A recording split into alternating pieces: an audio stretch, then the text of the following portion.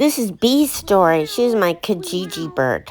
I posted a photo yesterday of how I found Bee, how she was listed for sale in Kijiji. So this is Bee's story. I saw that photo and I knew obviously there was something wrong with the person posting it, thinking that that was an okay photo to post. I knew that she was likely getting backlash like, oh, how can you keep a bird like that? That's terrible. And I decided to come at her with kindness or contact her with kindness. I told her she was a beautiful bird and you must really love her and it's going to be hard for you to get to sell her, but I understand. I have a nice home, all that stuff. She responded right away and I wanted to get the deal done right as soon as possible so she wouldn't change her mind. Of course, I couldn't afford to buy her, so I negotiated the price down to $500, and I went and contacted my boss and asked her if she could give me my holiday pay in cash rather than holidays. Brad wasn't into it, but I said that I was going to foster her and find her a new home. Of course, that didn't work out. Are you okay? So I met the owner at the side of the highway, and it was obvious there was something wrong. So I'm going to say this with kindness. I think she had been in a workplace accident, and her hands there was nerve damage in her hands, so they weren't working. You know how when there's atrophy? So her hands had atrophied, and I think there was some sort of substance issues from the pain, and I don't know. There was something wrong for sure. And I wouldn't wish what she had going on anybody. I think with not having working hands, it was hard for her to take care of Bee and feed her, and she finally came to the realization that she's going to have to give her away or sell her. And that would have been a hard decision for her, but she did it out of love for the bird. Well, it doesn't look good, but I think that's all she could do, to be honest. Bee had this really loud screech, really loud, and she was aggressive because of the eggs she was protecting all the time. So she couldn't take care of the bird or clean the cage, and she couldn't handle the noise. We met at the side of the highway, and she handed her over in a little dog crate, and Bee was holding on to her eggs for her life. Like she didn't want the eggs to break. She was so cute and so pathetic. Her name was actually Diago or something like that. It was after a cartoon.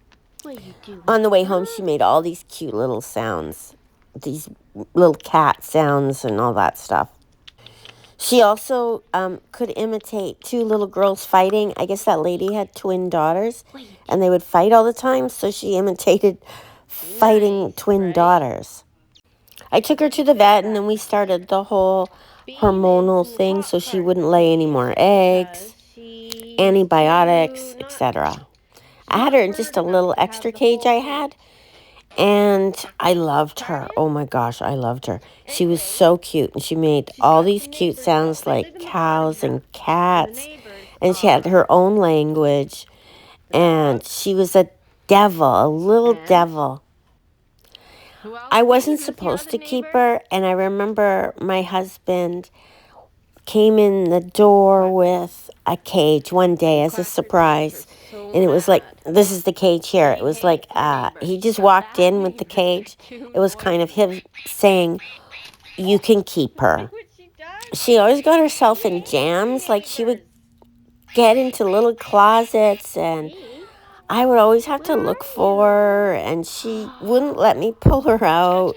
And we'd kind of scrap, and I'd be like, come on, Bee. We'd argue or whatever. She would get into the houseplant. She'd obsess over my purse. Like, she honestly was like a little bratty devil. I wanted her to have a new name, so I was going through different names, and I said Bee, and she just her face lit up when I said that word. And so I called her Bee. No. She would sing her name all the time. She'd be like, bee, bee, bee, bee. No. She was such a character. One time we were at the vet and a lady came in and was being really mean to the receptionist and being rude, so rude to her. So Bee kept making this raspberry sound like, go away, lady. You know that sound, the raspberry sound that people make? I was trying so hard not to laugh, but she sensed that that woman wasn't being very nice. And she's saying, go away, go away. Well, eventually Bee started pooping blood. I thought it was part of her having eggs, but she really had a tumor in her reproductive tract. Because of Bee, that's why I'm the type of person that runs to the vet all the time with their birds.